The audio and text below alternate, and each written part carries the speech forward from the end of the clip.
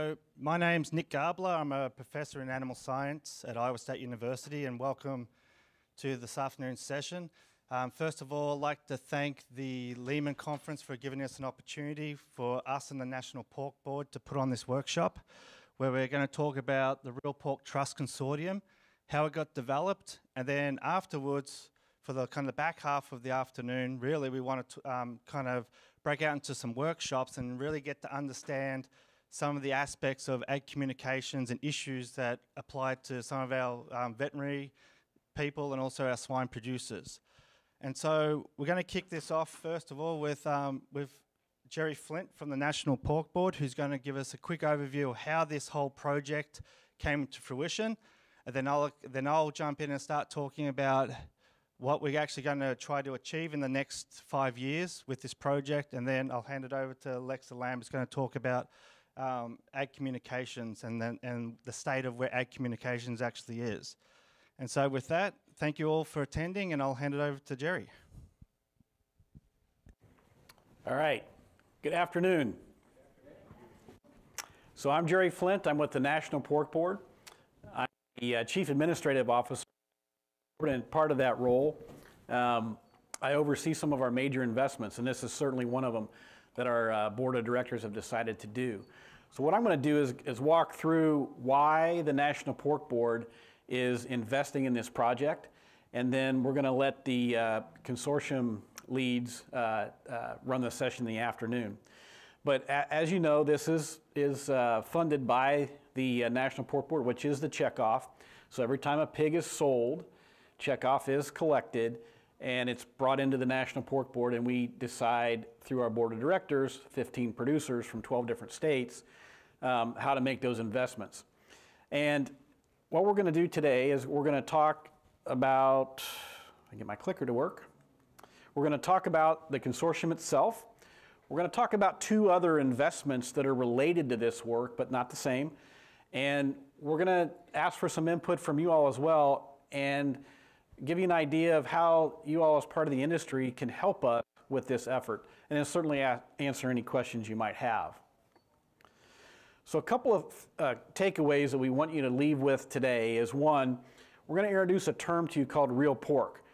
And it's a strategic approach in terms of how all of the work that we do essentially ladders up to real pork. So we're going to talk about that a little bit. Then we're going to spend some time talking about the consortium itself, which is an effort to build a bench of advocates and subject matter experts for the pork industry across a broad set of science disciplines. We'll talk to you about why that's important and why we've chosen to take this approach. And then at the end of the day, what you're going to learn is the consortium is about communications and the science of agricultural communications related to the swine industry. So those are your three big takeaways: real pork, build a bench, and turning science into sound bites. And hopefully, if we're successful, we'll have done that today. Let's talk about real pork for a second. So how many of you are familiar with We Care? Ethical principles. All right, We Care ethical principles have been around for 15 years. When we started We Care and the 6 ethical principles, that was mainly an inward-facing approach. 6 things that we believe in as pork producers. And that was talking to producers about things like animal welfare, things about operating in our communities, things about the environment. Those are the 6 elements of the 6 ethical principles, really designed to reduce concerns about impact on environment, questions about public health, animal care, and nutrition of the product. How many of you have seen the pork pick on the right-hand side? Pork pick, all right. That's our outwardly facing brand, and it's we call it the pick because it looks like a guitar pick. But that's really the consumer-facing effort around how to increase the affinity and the enjoyment of pork as a product itself. Things like family meals, flavor, connections that you might make within the industry, and then the product itself. And so when you think about the pork as a food, pork as a product, you typically think about those things. And so when you ladder up the different elements of what we do and how we spend our investments in the checkoff programs, they're going to line up with either the We Care ethical principles and the freedom to operate work, or the increasing the value of the pork product itself. So literally every investment, if you would look at our line item budget, you would see how those things work and flow together. Now, we've not really talked about real pork a whole lot because that's more of a strategic approach, but you're going to start hearing more about that, and that's why we made the investment that we're making in the Real Pork Trust Consortium. So when you think about the questions that those who are interested in learning more about our industry, this is stakeholders, could be consumers, could be other stakeholders that we have. Generally, in the research that we've done and the tracking that they fall into these 5 categories. Questions about how pork is produced. Is pork healthy and unsafe? Are pigs crowded and mistreated? Is producing pork bad for the planet? Is producing pork bad for society? So when you see questions about our industry, they generally fall in those 5 categories. And I've put green boxes around the first 2 of those questions. And those are some things that we've made investments in already, and we're trying to address the questions that we get. The ones that move further to the right are ones that we need some help with. These tend to be more complex and complicated questions to answer. And so that's one of the reasons why we chose the investment in the consortium. And when you think about the number of disciplines, science disciplines that would be involved as we move further to the right of this spectrum, we have a broader set of science advocates that can talk factually about what we do in the pork industry. And that's part of the reason why we invested in the Real Pork Trust Consortium. On the bottom of this chart, I've got the icons for the 6 We Care ethical principles. A reminder for me to talk about how all this aligns with what we're already doing in the industry. We've got to talk about it differently. We've got to bring data and insights together in more meaningful ways so that in terms that broader audiences understand. Conferences like today, we have our own set of acronyms and jargon and terminology that we use, and we use that for very good reasons in the industry. Not everyone understands that as we get outside the industry, so we've got to figure out a different way to connect and talk about these elements. So when we think about Real Pork Trust and Image and what we're trying to do, things that we're investing in, like consumer perceptions and digital communication. So think about our social media. And I'm going to move this up because it keeps blipping out on me. We'll see if that works better.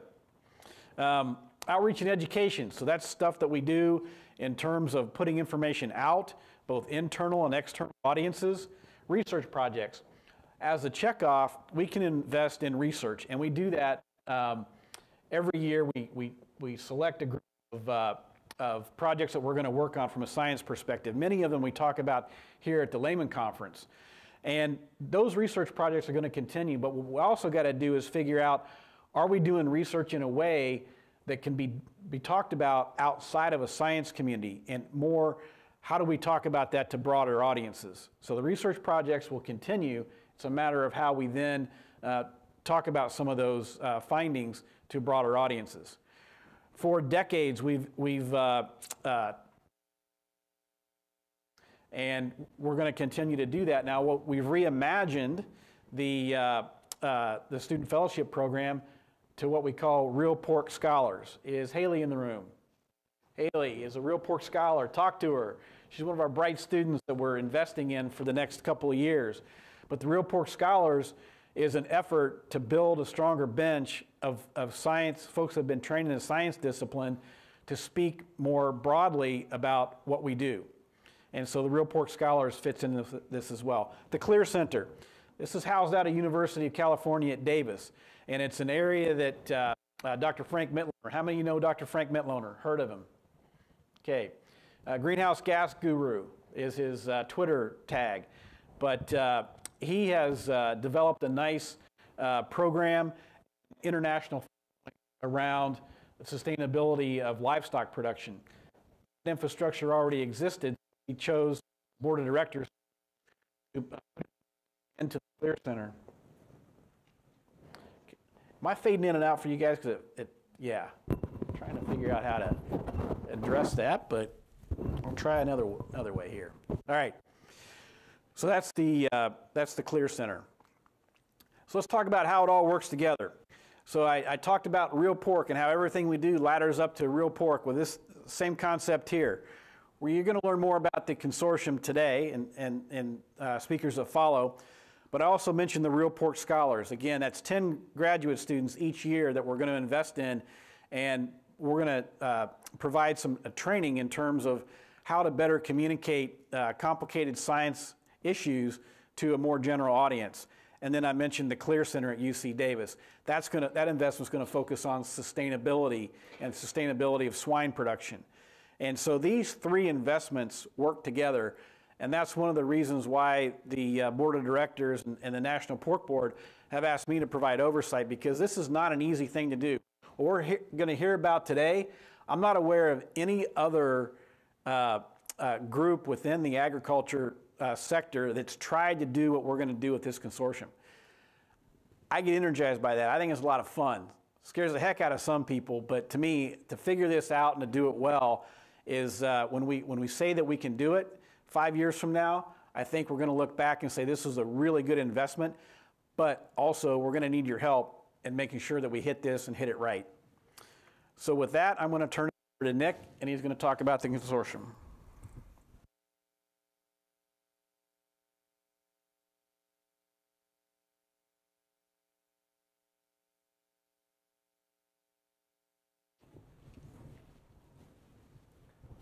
All right. Can you all hear me? Yep, good. All right, so the consortium. So what we're going to be planning on doing with this consortium over the next 5 years is really to enhance trust in pork production and products through strengthening communications, research and training. And as you're aware, that this is a consortium that's made up of multiple entities. But I'm going to say that this consortium is just not going to be limited to these. If other people would like to be a part of this group, we are more than welcome to listen to see if we can bring other members in, and so we can enhance the actual program overall. But really it's University of Minnesota, North Carolina State, North Carolina A&T University, Iowa State, University of Georgia, were the main university partners, together with the USDA and also Ag Create Solutions, was part of the original consortium that went in on the proposal back in March. But really, this is our key overarching goal of this consortium over the next 5 years, is to establish an iterative and continuous integration of consumer, societal, and production-centered communication and research, coupled with novel training practices to create new knowledge and a continuum of new subject matter experts. So in a nutshell, what we're trying to do is a little bit different than previous stuff, is really summarized in this figure here, where we can see here's communication, here's the understanding consumers up here, the consumer concerns, here's the swine industry experiences and what's going on, it's communication strategies, and also here's what's going on with regard to retailers, subject matter experts. But the biggest thing is a spectrum of concerns. And so these spectrum of concerns are somewhat moving on year to year, but also we need to know more about which demographics are actually driving these spectrum of concerns. Are they millennials? Are they baby boomers? Are they minorities? Or are they Hispanics? Are they Anglo-Saxon people? Is it to do with economics or region of location? So in other words, they're all interested in with regard to pork production and pork nutrition, what's going on with the impact of our industry on sustainability? What's going on with One Health? So how is antimicrobial stewardship going on? How is zoonotic transfer of different pathogens from livestock to humans? What's going on in that field? Also, what's going on with putting pork on the plate?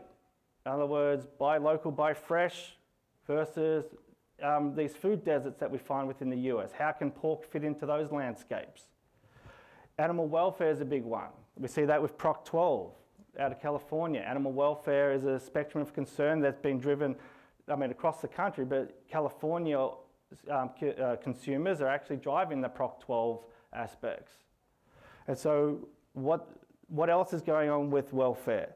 With pork production and societal impacts.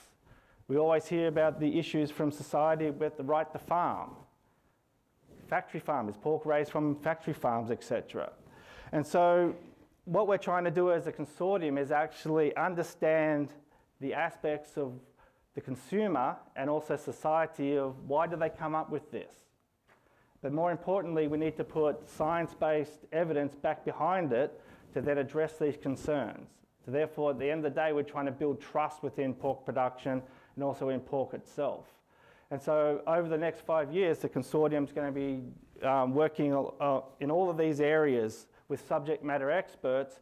But at the end of the day, we're here to actually try to communicate science-based evidence and the stories that really tell the consumer and society that pork is a very good product. Pork is a product that meets sustainable goals. It actually is nutritious. It's competitive with other protein sources. And so it is doing, with the industry as a whole, we've got some success stories that we need to tell about what we're doing with animal welfare, with One Health. And so the consortium is going to bring those stories to light and then hopefully help communicate them as we move forward. The biggest thing is that we're trying to connect the research, training, and also communication strategies that already exist within the National Pork Board and also within a lot of independent programs. We're trying to bring this together to actually have a kind of a cross-training to build up future subject matter experts. And also, more importantly, we want to give the industry, the pork producers and allied industry, the tools and the information that they need to also help advocate and communicate to address any customer concerns that they have. Because a customer concern, to me as a university professor, is going to look very different than a customer concern or a societal concern for a packing plant operator or for a retailer or for a pork producer that's an independent producer versus an integrator, etc. And so we need to be able to work with all these different nuances to actually give them the tools to actually then go ahead and be an advocate for our industry. So really, we've got 3 overall objectives for this consortium. One is creating and sharing communications that represent pork producers, agribusiness, retailers, consumers, and societal concerns into understanding and meaningful messaging to foster greater understanding of trust within pork production and also the pork product. And so we label this as our communications objective if we want to put it in a basket. We also have a research objective, which is identifying, refining, conducting scientific research studies to address gaps in consumer understanding of pork and pork production to enhance knowledge, trust, and sustainability.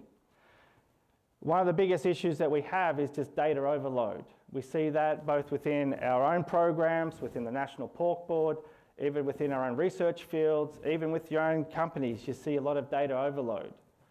So is there a way that we can actually take a step back, analyze what data actually we have on hand? How does it fit into addressing the spectrum of concerns, whether you're a producer, a retailer, a consumer, and then repackaging it in a way, or finding out where the needs are to repackage some information to then start addressing more effectively these spectrums of concerns. Or actually just helping identify where's the knowledge gaps still that remain. How do we go about addressing these knowledge gaps? And then what are the nuances within research, these research gaps? If we talk about sustainability, well, there's probably a big question, knowledge gap is, how do you define sustainability? For me versus a producer versus a retailer versus a consumer, all of us are going to define sustainability differently. Therefore, we want a different outcome. And so by understanding all the gaps and how we interpret these different aspects is going to be very important. And the other aspect of the consortium is to do with training subject matter experts. And these subject matter experts don't just mean graduate students or undergraduate students at universities. It also means training up producers and allied industry personnel to actually make them more equipped to be able to do their day-to-day jobs and also be advocates for the industry. And so the plan is to develop, we're going to be developing strategies to support training, and this will be piggybacked on the Pork Fellows Consortium, but also we're going to have a lot of industry targeted training modules that will be rolled out to help the industry, and also whether it's allied industry and pork producers, also become better advocates to address these concerns. And so if we quickly just go through a couple of the specific objectives, or just really this is just communications. Some of the activities that we're going to be doing over the next couple of years is really just listening sessions. This is one this afternoon. So there's going to be targeted more to veterinarians and producers. But we want to know from different sectors of the spectrum, i.e. people at the coalface, the producers, the veterinarians, as well as retailers, consumers, society as a whole. We want to know what they see as the biggest gaps to trust, or continuing to have trust within pork and pork production. And so we're going to target these over the next few years, and then have follow-up meetings with these different sectors to see how we are building trust within, or how we're addressing their concerns over time. I'm also going to say that this consortium is not a marketing arm of the National Pork Board. What it is a way to actually enhance ag communications, or communications based on the information that we have on hand, to actually address consumer interests or consumer concerns and questions. So part of it is just there'll be a public-facing website that's going to be launched, and really that's to help develop consumer persona, or so develop information that we can address to particular consumer groups about what we all do in a day-to-day life with regard to pork production and pork trust. And so we roll this out to different sectors, because we can't just have one message that's going to fit everyone. It's going to have to be targeted to different sectors depending on what the concerns are, also their age group, the demographics, etc. So there'll be some communication stuff associated around that. Part of that will also be social media campaigns. There will be explainer content. There will be some podcast series that will be developed. We'll actually work within existing kind of podcast series and content, as well as we'll create new stuff to roll out over the project. So we don't want to reinvent the wheel and everything. If something's working well, we want to be able to piggyback on those particular ways of communications. But the other thing we need to understand within this whole spectrum of this whole consortium is, what is the most effective way to get our messaging across, whether it's to production people, whether it's to producers, whether it's to retailers or consumers. And so by understanding which way, or what ways best they can relate with, and actually the way messages can resonate with them, is going to help us then develop the communication strategies that will then filter across all of our different institutions, and also all of our different aspects of communicating science-based solutions to address the spectrum of concerns to build trust. There'll also be some stuff that's also going to be directly targeted at swine producers. So there'll be a video series. There'll be some also stuff related to consumers about culinary influences, how we can actually build on the ways that pork can be utilized within different demographics.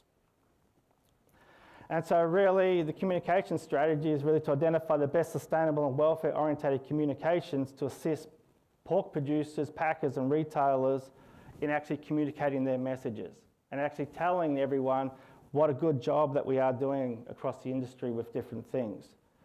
We also want to create a professional development module for pork producers as well as allied industry, that they can actually come in, sign up for this module, this training module, and actually get experience or get information on how best to communicate their message to their target audience. And that's going to look a little bit different, but we want to be able to work on building the skills that they need in continuous education. And so part of the feedback that we're going to solicit over the next couple of years is, what information do you need, or what skills, training aspects would you like to have as an industry to help you communicate better your messaging to your customers and your consumers. And so the other thing that we're going to do is actually on a research side, and a lot of the research aspects is actually going to be really this slide here, is understanding the gaps in consumer understanding and attitudes of pork production as it relates to welfare, environmental sustainability, One Health, nutrition and safety, impacts on society, so the right to farm, Also, these research activities are going to be more defined year on year as we meet with our advisory board, and also we continue to do the gap analyses. So in other words, it's not like a traditional RFP where you go out and directly just address a research objective that's already been outlined by the funding agency. This is sitting back and actually kind of doing more of a gap analysis of where are the holes in the literature, where are the holes in the science, and then how do we actually we address those gaps, and then we develop solutions in years 2, 3, and 4 to actually start addressing those gaps. The last aspect is really the training program. This is going to be led out of North Carolina State, but this is really develop and implement strategies to support training and education of current and future industry subject matter experts. And as I said, this isn't just directed at undergraduate and graduate students or veterinary students. It's also directed at addressing training needs and opportunities for the industry, for swine industry, even for retailers. How can we give them the tools that they need and the information they need so they can be better communicators of how pork is raised and the value of pork to help us address the consumer concerns? I would argue one of the best advocates for our industry is actually the local butcher who interacts with the actual consumer every single day. So how can we give them the tools to actually help advocate on our behalf? We don't need university professors telling the consumer how to actually, the success stories of actually the swine industry. We need to be able to give people who produce it and sell it the tools and the skills to actually go and actually advocate for our industry. And so part of the training program is to train up, as Jerry said, subject matter experts. So the goal of the consortium over the next few years is to have over 20 graduate students actually trained up as subject matter experts across different disciplines. They're not all just going to be in swine nutrition, my discipline. They're going to be in ag communications, they're going to be in economics, sociology, they're going to be in veterinary medicine, they're going to be in many different disciplines, because when they go out and then talk to their peers, and as they get into professional workforce, they can then be advocates for our industry. And then again, the whole idea is to encourage and provide training through other educational programs to help people actually communicate on the benefits and the value of pork to society, and also help the producers actually advocate in those messages. So again, one of the major outcomes of this project is actually going to be training and supporting subject matter experts, producers, stakeholders that can advocate for our industry. And so really, this is where we need help. We need help in identifying students for the Real Pork Scholars Program. We need help from producers to think about how can you, or what tools do you need, or what skills do you need to enhance your messaging and communications of what you do on a day-to-day basis. We also want to be able to ways to share information. If someone's doing some really good work, showing some success stories within the industry, how can we as a consortium help you amplify that messaging and get that out further to the popular press to then eventually address popular concerns, what's going on. So it doesn't matter whether the work's done at South Dakota or Minnesota or Iowa or Georgia or North Carolina State or even in Utah, Texas. As a consortium, we want to be able to come alongside all success stories that are going on within the industry to then help them develop a plan to communicate their success stories, because it's not just a group of people, it's a collective of all of us in actually communicating that. And the other stuff is as we move forward, we'll have opportunity to have listening sessions to circulate questions or concerns, and also how this consortium is actually going. We want to hear from the checkoff producers who are playing the checkoff where they want to see us going with certain areas within this.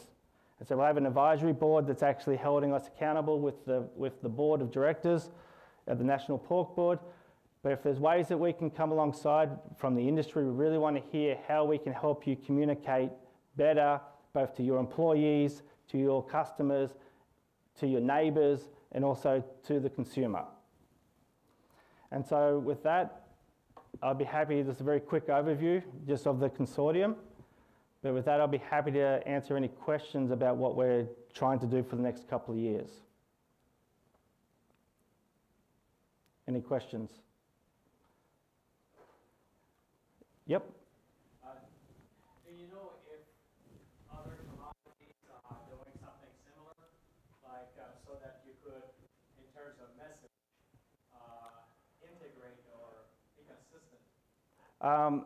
Other commodities, they're also heavily invested in getting consumer data, and so figuring out, beef and poultry, what's going on the consumer data side of things, like just the general survey of what they see, but they're not really, from as far as we're aware, they're not really addressing how do you then communicate that messaging to address whatever concerns are going on. And then the other thing, I don't think any of the other protein sources out there, I don't think they know the nuances of which parts of society or the consumer sector are actually contributing to these major concerns. And so I think they're, in a roundabout way, they're doing it, but they're not doing it in an organised manner like this consortium set up by the National Pork Board's trying to do. And so they are working on it in bits and pieces, but not as a collective on all the spectrums. Nick,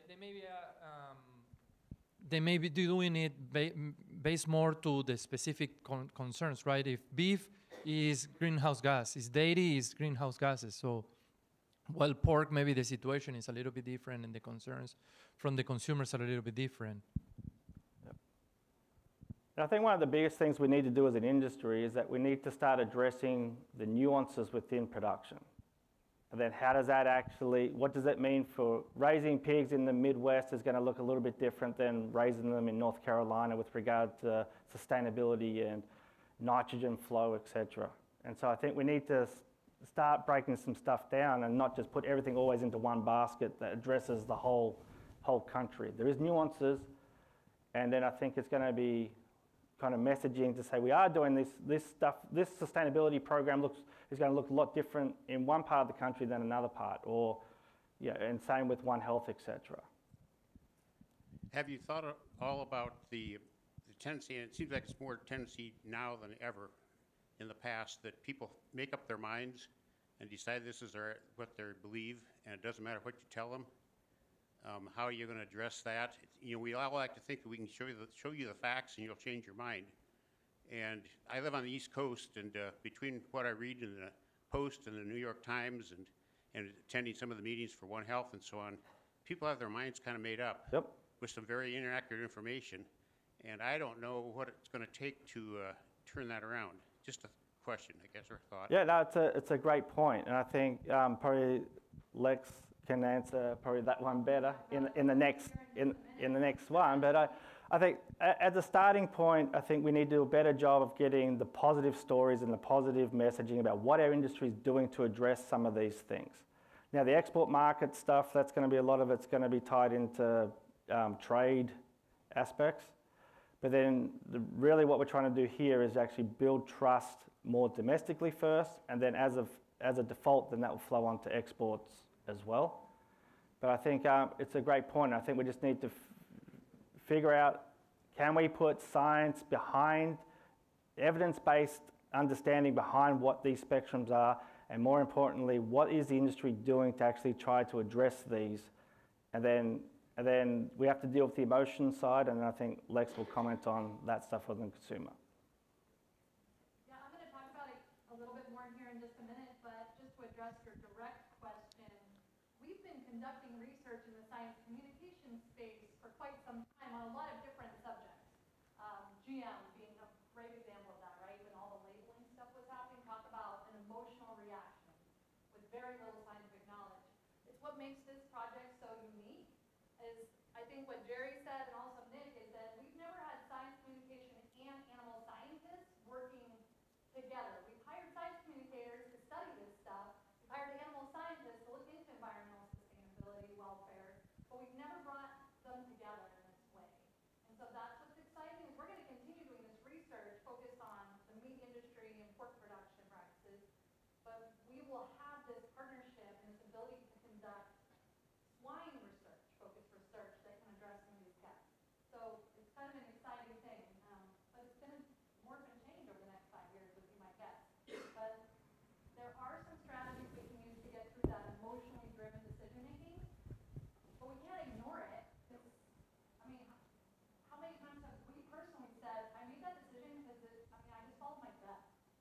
I mean, I do it, right? So how can we say consumers shouldn't do that? But we have to have information presented that they can make those informed gut decisions based on research and not on misinformation, disinformation. So Yeah. I'll talk about it. But then the other thing is we need to be able to also put the information in front of the consumer where they have easy access for it. That's part of the problem, is that they have to search for it, and it's not always in the spots that's going to be easy for them to actually get a hand on it. So that's part of our strategy, is that as we see what's currently going on, how can we actually find an easier way to actually get traffic, get the consumer to actually find that information. A lot of it's out there, it's just all in different silos. Question up the back? Yes, thanks. I have a question that this focuses on social license to produce, and I wonder how this combines with efforts to increase consumption. It seems like there's part of the population that just doesn't want to know and just continue consuming. Is there a common strategy? Well, they're related in the sense of the right to farm. There's questions we have to address within, especially in the larger, let's say non-Midwest states, where farming's encroaching, at least pig production's encroaching more of the residential area, or the residential area, I should say, is more encroaching the pig production areas. So I think that's related, but then getting the consumer who wants to eat more pork, we also want to maintain trust. We are competing against other proteins. And so we need to make sure we're putting our best foot forward to saying, how well is lean pork compared to a chicken breast? I don't think we're doing a good enough job right now actually doing that head-to-head comparison, because that's somewhere that I think part of the gap analysis is, or what can we do more to actually, what messaging or what information can we put in front of the consumers to say, lean pork, like a pork loin right now, is probably just as cost effective as chicken breasts. So that how do we put that messaging in front of the consumer, and then that then feeds back into the checkoff programs, marketing and so forth. But then we just need to be able to figure out where these things are that needs to get communicated better. And then actually have the actual science and to back up, so that if someone wants to go look at the health aspects of this, well then there's easily identifiable in one spot the consumer can go to and see a head-to-head comparison. And so that's part of the strategies that we're exploring and we'll be addressing. Yeah, I'm going to follow up on that as well. So we're going to continue to do the work that we do to create demand for our product, both domestically and internationally. And that's one of the things that our board of directors was pretty adamant about with this investment. It's incremental to, it's not replacing anything else. And so that was one of the criteria that when we put the request for proposals out, is we were very clear that this doesn't mean we're going to stop doing different areas of research, or we're going to stop doing certain promotions. That will continue. And our board of directors have been very clear about this is incremental to work that we're already doing. And the reason we went outside to a consortium to do it, this is an area that historically we've not invested a great deal in. So that's how this then works together. And part of the reason, so there will be some pork board involvement in the advisory board for the consortium, just like we have in other consortia that we've run in the past. So we're going to continue to communicate back and forth between the consortium and us, so that we're not duplicating effort, that it literally is an incremental effort to enhance the freedom to operate for our industry. So I had just and maybe you shared it already, but that is kind of what is the duration of priority or funding for this? You know, the pork board has in the past started projects and ran out of gas, if you may. And so I'm just curious. I mean, this looks like a fantastic program, but it's not going to be accomplished overnight. No. So right now there's a 3-year financial commitment by the checkoff program to the consortium, with a 3rd-year review, with the potential to actually renew it for another 2 years. So it's a 5-year. So in the original RFP and by the National Pork Board Board of Directors, they've kind of allotted 5 years, but then there's checks and balances along the way, and there's a big check and balance at the end of 3 years. Because the biggest thing is we have to make sure it's showing value to the checkoff producers, to the payers. Yep.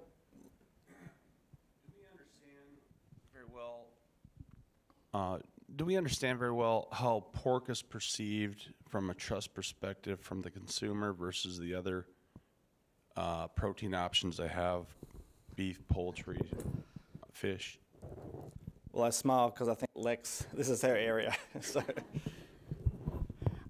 Yes, we do. The Pork Board collects a lot of data around that, and they've been sharing that with us over the last 4 months since the project began.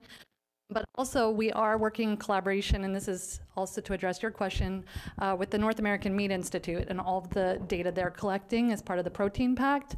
And we do have a strong connection with them. I sit on their scientific advisory board, and they are probably going to be sitting on our pork consortium, our Real Pork Consortium advisory board. So we will have a good sharing of information there. So we do have, oh, this isn't great, is it? We do have a lot of data. In fact, as Nick alluded to, we almost have more data than we know what to do with. It's how do we get that data to consumers in a format that they can understand it and use it in decision making. And that's the challenge, is how do we do that? Did I answer your question? Well, really the question is today, how are we perceived? Do we have an understanding, are we perceived as a trustworthy protein option versus beef or poultry or fish? Or are we less trustworthy, or don't we know? The current market research shows that pork consumption is down compared to its counterparts.